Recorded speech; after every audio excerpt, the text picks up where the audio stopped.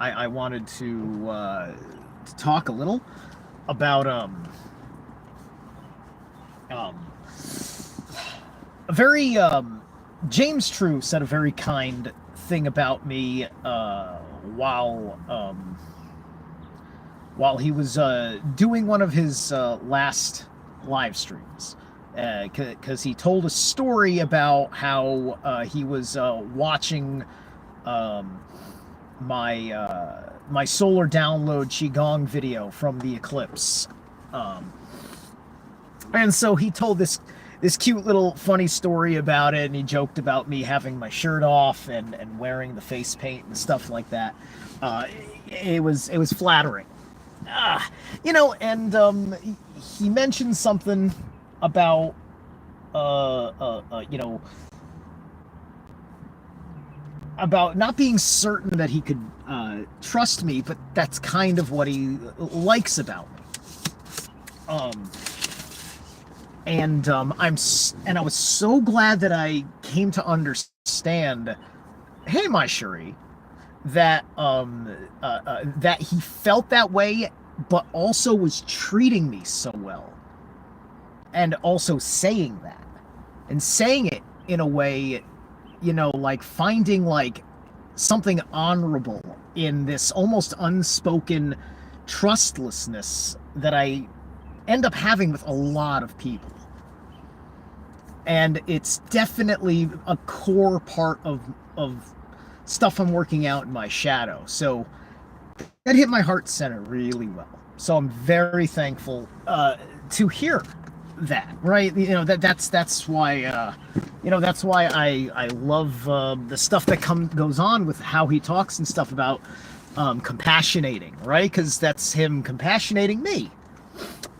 Um, you know, uh, because as far as I know, I've always been loyal to, for me. I said, like, for me, the thinking was of trust was based on loyalty.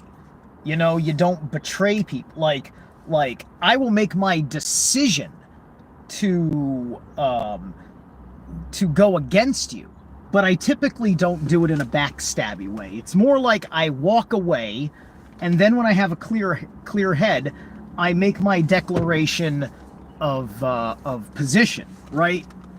Could that be a declaration of war? Maybe. I handle things on a case by case basis, such as my video about the issue that I fell out with the weave, which was meant for personal feelings and kind of a position of neutrality, because fuck them, I feel betrayed. Right? Because what is trust? Because I trusted the guys on the weave, and I had a bit of a jumpy thing going on with myself, as I always do. Perhaps a very disagreeable thing. Perhaps people do not understand where I'm coming from and the nobler purpose, because I'm not trying to give an impression of a certain kind of world that I don't, that I because it's something that I believe in, has an appeal for everyone, because we live in a world that has a certain baseline appeal to many people, and some of us don't agree with that appeal. Right? Which is why we're in positions of protest, and this is what's built up characters like mine since then. So hold on one second. I spoke of so I spoke of childhood in the title here, right? Why is this a childhood thing? Because I think, reflecting on what ultimately was maybe the question in my mind, right? I don't talk a hell of a lot about my childhood development. I kind of talk about how I don't really go further back than my early 20s, as far as really talking about myself personally. And that's mostly because it's just like, I didn't start this channel to be personal, right? That changed over time as I felt more responsibility to present myself, because at the end of the day, the message was being trashed by me. And I said, that's unacceptable. But I must be authentic. How do I change and be authentic? I don't want to betray myself. I don't want to betray the people that I really love out there, especially if I'm going to start saying some disagreeable shit.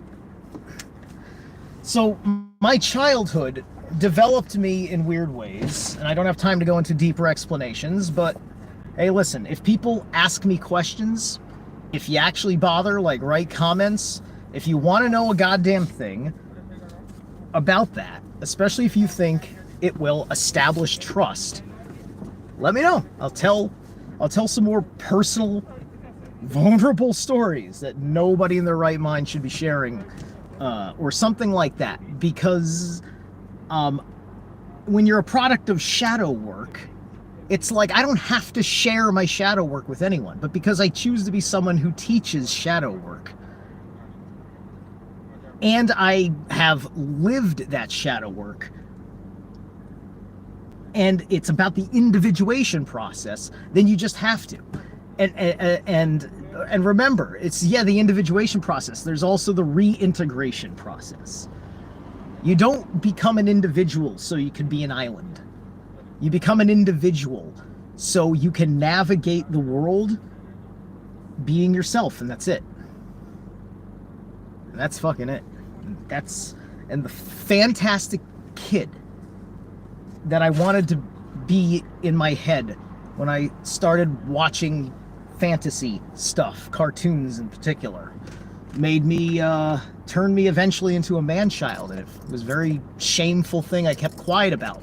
It was my conscious shadow work that was a deeply painful thing, knowing who I was and saying, I think all my friends kind of like being incapable, like, because I was like, oh dude, let's go do this could make us better as people, seeing all of, something that we all shared a common problem, right? Like maybe we were all heavier or something, right? Because I was trying to do it with people because I didn't want to be alone, right? I had to learn that I needed to be alone by being so myself that the whole fucking world rejected me and broke my heart and everything else, because I couldn't see how fucking terrible I was, how cringe I was.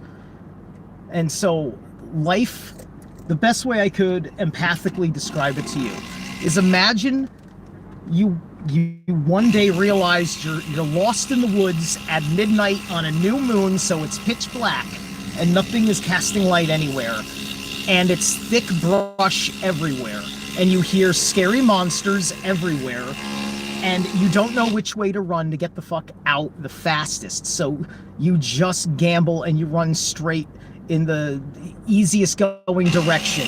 While doing this, usually with your eyes, not even because you necessarily don't want to see what's going on, but because there's so much shit smacking you in the face because you can't see the branches, and you're running for your fucking life from the invisible monsters that are very real. And this was my childhood, running away from everything my father ever taught me, that school ever taught me, that friends ever taught me, that priests ever taught me. Running away from all of it. Wanting to never have anything to do with anybody from a very, very young age. Maybe I was born a Satanist because as an Aries, I'm the ultimate selfish, and thus had to be dealt with cruelly out of the fear of the Satan within, right? And of course, they make that narrative to make sure that if you had awful parents, that you become a Satanist. That was meant to be my destiny. When I eventually got sick of the church in fulfilling my soul needs. Yeah, I went into metal. Yeah, I've worn shit with upside down crosses on it and shit. I was just enjoying something theatrical. I was still of a Christian morality, because I started to eventually realize there was a difference as I learned and studied, that there was a big difference between being a Jesusian, which is really what Christians are. They're Jesusians. They're all making a mockery of Jesus. Or they are Christians, meaning they believe in the mystery school of the Christos. And that's a different lesson that divorces you from the bitch of Jesus Christ. And there's a whole lot of deep shadow, scars, and shame that's what's related to the normal kind of me being personable with somebody. It's because, you know, I didn't do all this shadow work so I could not be myself and only think about earning the trust of others. Because I had to become more solo survivalist. Hey, Blue Kachita. Anyway, I gotta get back to work. I appreciate all this. Please, leave comments. Do you want me to talk about this shit more? I will figure out a way to convey it that is authentic, yet whatever I don't want to tell you, I will have to give you gaps. Okay? Thank you.